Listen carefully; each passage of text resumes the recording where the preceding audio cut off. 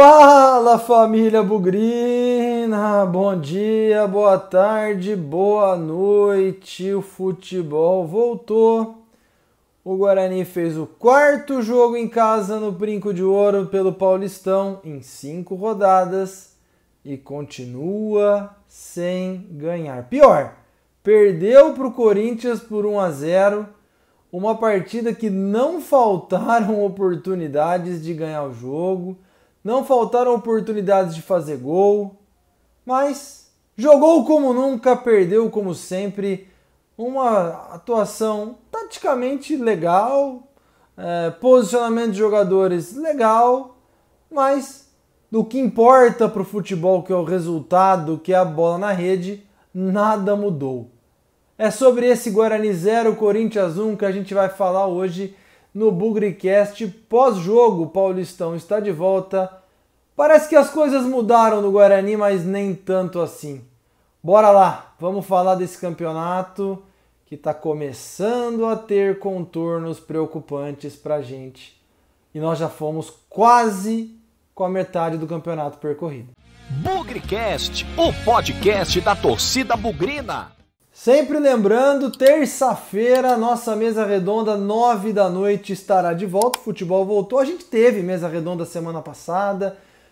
E o importante é que é mais fácil fazer a mesa redonda com o futebol em campo. Então, esperamos vocês terça-feira, 9 da noite, para falar sobre essa retomada do futebol, dessa derrota para o Corinthians e também a partida contra o São Paulo na quarta-feira.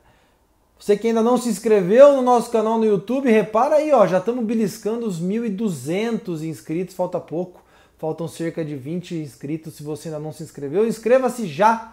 E aproveita aí para mandar para os seus amigos, mandar para os seus contatos, para participar e se inscrever no nosso canal no YouTube. Vamos lá, vamos falar desse jogo que, olha, eu tô gravando, ó, são 10h01. O jogo acabou de acabar. Eu confesso que tô muito puto.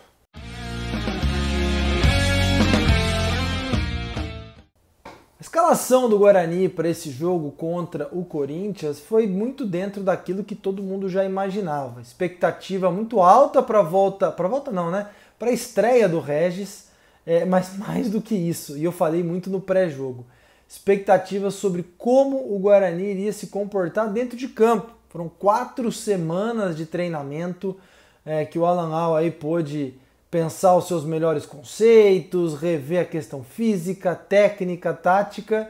E quando a bola rolou, muito mais por um Corinthians desinteressado, ruim de bola, com muitos jogadores da base longe de ter seus melhores atletas, muitos deles estavam no banco. Quando a bola rolou, a gente até ficou com uma sensaçãozinha bonitinha, mas no fim era aquele bonitinho mais ordinário. Um primeiro tempo que o Guarani teve a proeza de enfrentar um Corinthians desorganizado, bagunçado, ruim e não dá nenhum chute a gol. Isso é muito triste para um time que teve 4 semanas para treinar e a gente fez o nosso show do intervalo no BugriCast no Instagram. Aliás, se você ainda não participou, toda vez que o Guarani está em campo no intervalo do primeiro para o segundo tempo, a gente entra ao vivo no Instagram para falar sobre o jogo. A gente falou que era inadmissível um time de futebol profissional passar 45 minutos e não dar um mísero chute a gol. Ah, mas o Rodrigo Andrade jogou direitinho, jogou. Ah, mas o Romércio deu uns passes legais para frente. É verdade. Mas o Regis enfiou algumas bolas legais. Também é verdade. Mas é uma esterilidade ofensiva que chega a dar tristeza. Primeiro tempo, aquele tesão para ganhar o jogo, aquele negócio, pô, tá jogando contra o Corinthians, bicho, se fosse até, por mais que seja o time B do Corinthians, cheio de molecada da base, pô, faz um gol para colocar no seu DVD, promover a sua carreira, sabe, nem isso. Você vê um Júlio César completamente perdido, correndo pelo lado direito, cruzando quando não é para cruzar, fazendo tabela quando não é para fazer, na hora que é para chutar ele passa. Você vê o Bruno Sávio, pelo amor de Deus, perdeu todas as jogadas do primeiro tempo. Então foi uma atuação desastrosa, a verdade é essa, no primeiro tempo, com todas as condições, e que fique bem claro, de uma postura mais agressiva, todas as condições de se fazer um gol, de se conseguir a vantagem para ir para o intervalo. Tudo isso era perfeitamente possível no primeiro tempo. Mas ficou aquela lenga-lenga de Bidu, não avançava, triangulação pelos lados, zero, não vimos quase nada. A preocupação que eu tinha no pré-jogo sobre a construção de jogadas, saindo da defesa para o meio-campo, para o ataque, eu achei que melhorou um pouco, principalmente pelo Romércio dando passes mais verticais, procurando o ataque, fugindo daquela trocação de passe de lado que enche o saco de qualquer um. Mas foi muito pouco. E não adianta falar, mérito do adversário. O Corinthians não jogou nada, gente. Vamos falar a verdade. Primeiro tempo de muita expectativa por parte da torcida, dos jogadores, mas que de concreto não revelou nada muito diferente do que a gente viu nos jogos anteriores. De novo, um time bem postado, um time organizado, sofrendo poucas ameaças do adversário.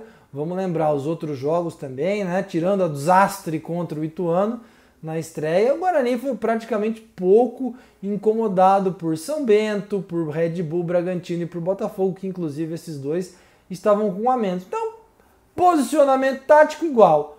A ofensividade de um time que tinha feito até então 2 gols em 4 jogos antes da parada era uma coisa também que se esperava ver.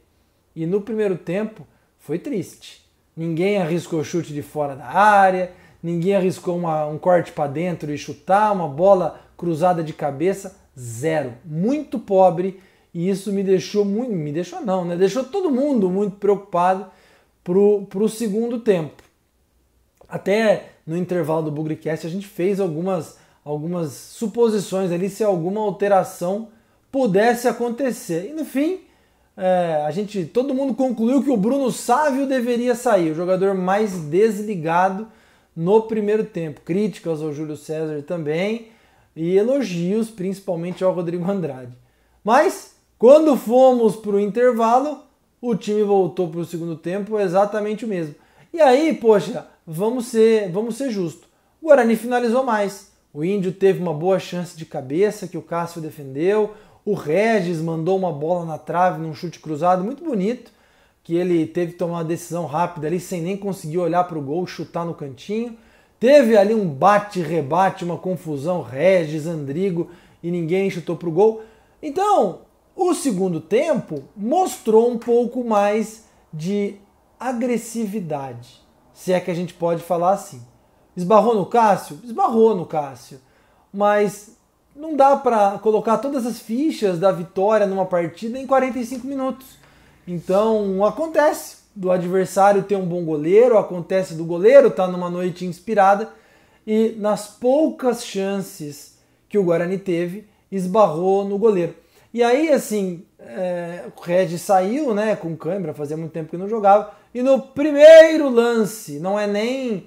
parecia até piada. Sem o Regis em campo, que era o principal jogador articulador do time, um cruzamento esquisito, o Gabriel Mesquita, na minha opinião, estava meio fora do gol, se trombou a bola ali com o travessão, teve que voltar correndo, e o Corinthians, que não tinha feito nada o jogo inteiro, fez 1-0. E aí foi aquele Deus nos acuda, começa o técnico a fazer mudança, a jogar um monte de atacante, e no fim o jogo acabou 1-0 para o Corinthians. Olha, time muito bonitinho, muito toque de bola, muita troca de passe, mas gente, o certo é o que dá certo. O resultado é o que importa. Alguns destaques individuais, alguma coisa legal coletiva, mas não ganhou de novo. Tá parecendo aqueles tempos do Carpini, que depois a gente vinha lá com as estatísticas do jogo, posse de bola, finalizações, desarmes, e a gente olhava pro placar e empatava e perdia. Esse tipo de futebol eu não quero mais. A torcida do Guarani não quer mais. O futebol bonitinho, de troca de passe, de desarme, mas que não ganha jogo. Já foram 5 jogos desse campeonato. Praticamente metade, são 12 jogos. Faltam 7. Desses 7, são 5 fora de casa e 2 no Brinco. Sendo que um desses 2 no Brinco é contra o Palmeiras. Pode ser que ganhe? Pode ser que ganhe. Pode ser que ganhe de São Paulo na próxima quarta-feira, mas nós estamos começando a correr riscos desnecessários. Contra o Ituano já foi um capítulo horrível. Contra o São Bento não consegui ganhar e a gente fala, nossa, demos chutes a gol, acertamos a trave, pipipi, popopó. E agora contra um Corinthians horrível, horrível, nós não conseguimos nem fazer um ponto. E eu falei no pré-jogo que um ponto já estava bom demais. Se conseguisse 3, espetacular, o que não podia era perder. E a gente conseguiu perder desse time horrível do Corinthians. Então, muito respeito aos jogadores, muito respeito à comissão técnica do adversário. A própria televisão, ao longo do jogo, foi dizendo, olha, o Guarani tá perdendo chance, daqui a pouco o Corinthians vai lá e faz um gol. Foi isso que aconteceu. Então, meus amigos, eu estou oficialmente muito preocupado com a sequência desse time no Paulistão. São 5 jogos, 2 gols marcados, falta o centroavante, precisa de um finalizador, e já foi metade do campeonato. É o Davó o finalizador? Eu tenho dúvida. Não dá para jogar nas costas do moleque de 21 anos que vai ter uma pressão desgraçada em cima dele a solução para os problemas dos gols do Guarani. Não vai. Pode ser que ele faça gol, pode ser que ele corresponda, mas eu acho arriscado. Ficar insistindo com o Bruno Sávio apertado ali no meio dos zagueiros adversários já mostrou que não dá certo. Eu já falei mais de uma vez, Pablo é igual a Júlio César, que é igual a Renanzinho, que é igual a Matheus Souza, que é igual a Bruno Sávio, e com certeza eu esqueci de mais algum jogador. São todos jogadores, Andrigo, todos jogadores idênticos. Baixinho, destro, que gosta de correr. Não tem um velocista canhoto, não tem um centroavante canhoto, é um elenco igual. Olha, e para terminar, um monte de candidato aí para casar com a filha de alguém, viu? Todo mundo bonzinho, bonitinho, todo mundo educadinho, não tem aquele sangue no zóio para ganhar do Corinthians. Essa é a verdade, porque perdeu-se nessa noite de domingo uma grande chance do Guarani reagir no campeonato e parar de olhar para baixo. Agora nós vamos olhar para baixo e não vai ser pouco não, viu?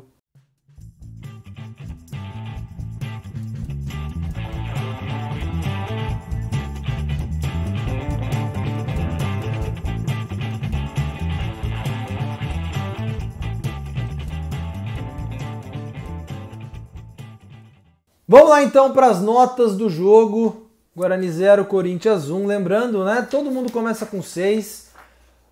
E dependendo da performance de cada um, vai ficar com mais ou menos do que isso. Eu achei Gabriel Mesquita culpado no gol. Estava mal posicionado. Poderia estar um meio passinho para trás. E como eu disse depois de algum jogo aí, estou preocupado com a queda de rendimento do Gabriel Mesquita. Nota 4 para ele.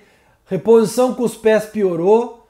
Foi pouco exigido, um cruzamento estava fora de posição, falei nisso, não sei se foi contra o São Bento ou contra o Red Bull Bragantino. Parece que aquele grande goleiro que a gente viu no ano passado passou a apresentar problemas técnicos, ou que a gente não conhecia e ele já tinha, ou que foram agravados de um ano para o outro. Nota 4 para ele. Éder Ciola, nota 5, fez o arroz com feijão, apoiou pouco, no segundo tempo foi mais para frente do que para trás. Nota 5 para ele. Ayrton, nota 6 também, pouco exigido, bem nos desarmes, conseguiu ali alguma coisa para tomar dos jogadores adversários. Partida segura do capitão. Romércio, eu dou uma nota um pouquinho maior, muita gente falando que ele teve culpa no gol, eu acho que não tinha como ele interceptar aquela bola ali, eu destaco ele dando passes verticais como uma das pouquíssimas coisas que eu vi de diferente do Guarani. Quer dizer, tem mais uma. Pouquíssimas coisas diferentes que eu vi do Guarani nessa volta. Nota 6,5 para ele. Bidu, nota 5, igualzinho do Éder Ciola. Aliás, notas iguais para os dois. E estou um pouquinho preocupado que esse esquema do Alan Al parece sacrificar os nossos laterais. Quero acompanhar mais os próximos jogos, mas não vai ser comum ver Éder Ciola e Bidu chegando mais à linha de fundo. Parece que quem vai fazer isso são os pontas, e isso, na minha opinião, não é legal. Tem que ter uma triangulação ali, tem que ter um parzinho para um jogar junto com o outro. Jogar isso nas costas dos pontas não vai rolar, nota 5 para o Bidu. Índio 5,5, partida ok, tomou um cartão desnecessário ali no segundo tempo. Rodrigo Andrade foi bem, nota 6,5 para ele. Falei muito sobre a necessidade dele tocar na bola com mais frequência. Se ele não pegar na bola, ele vai desligar, ele vai perder a intensidade do jogo. Então é um cara que não só tem que ser titular, como a bola tem que passar bastante no pé dele. Aliás, antes passar no pé dele do que passar no Índio, por exemplo, que é um cara de passes mais lentos. O Rodrigo Andrade pode colocar o time mais para frente. Então, na etapa de construção de jogadas, Alan, a bola tem que sair dos zagueiros para o Rodrigo Andrade. Fica aqui a minha sugestão. Regis vai levar o bola cheia. Regis nota 7. Como disse um amigo meu num grupo de WhatsApp, a gente estranha, né? Quando alguns jogadores verdadeiramente profissionais vêm jogar no Guarani. E o Regis é um deles. Jogou muito bem, fazendo conexões do meio para o contra-ataque, bola na trave. Deixou o Bruno Sávio na cara do gol no primeiro tempo, ele estava impedido. Mas do pouco que se viu de qualidade no Guarani, isso se deve muito ao Regis, nota 7 para ele. O Andrigo jogou na ponta esquerda, depois na ponta direita, de vez em quando veio pelo meio. O Andrigo fez uma partida regular, nota 6 para ele. O Bruno Sávio, bola murcha, o cara que mais perdeu jogada, mais tomou decisão errada. Talvez até seja um dos caras que mais finalizou, mas muita decisão errada, meu Deus. Na hora de passar ele chutou, na hora de chutar ele passou, tenta dar dribles. Você vê o Alan Al gritando com ele o tempo todo, se liga Sávio, se liga Sávio. Realmente ele está completamente fora. Nota 3 para o Bruno Sávio. E o último, o Júlio César. Olha, Júlio César, viu? Sei que você precisa de ritmo, precisa de entrosamento, mas precisa achar seu lugar no campo, cara. Vai e volta, cruza, passa e não finaliza. Poucas atuações ofensivas do Júlio César. Nota 4,5 para ele. E o Alan Al, nosso técnico, vai ficar com a nota 5. Eu falei da qualidade do Rodrigo Andrade como uma virtude do jogo. Eu falei do Romércio saindo do fundo da defesa por ataque com bons passes. E uma coisa que eu achei legal também. Tirando o Bruno Sávio, que destoou completamente, me pareceu proposital e inteligente misturar Regis, Andrigo, o próprio Júlio César em alguns momentos, fazer uma linha bem solta no ataque. Isso pareceu bom para confundir ali a defesa do Corinthians. Não sei se vai ser assim para sempre, porque quando o Davó entrar, talvez ele jogue mais centralizado. Mas me pareceu uma ideia interessante. Só que é o seguinte, né, Alan? Nota 5 para você. Nessa história de ficar misturando jogador de posição, alguém precisa chutar. Alguém precisa finalizar gol, meu cara. Não adianta a gente ficar tabelando bonitinho, entrar na área, cruzar para trás, entrar na área, cruzar, levantar a cabeça e ninguém chutar no gol, pô. Isso é uma coisa que precisa mudar e nessas 4 semanas você não fez nada disso. Dos demais que entraram, fica todo mundo sem nota. Entrou o Tony, entrou o Matheus Souza, entrou Rafael Costa, enfim, entraram mais outros aí que eu já nem lembro mais, Renanzinho, e no fim ficam todos sem nota porque mostraram muito pouco no tempo que jogaram. Olha, é isso. Precisa treinar a finalização de novo e precisa ter interesse por finalizar antes de treinar.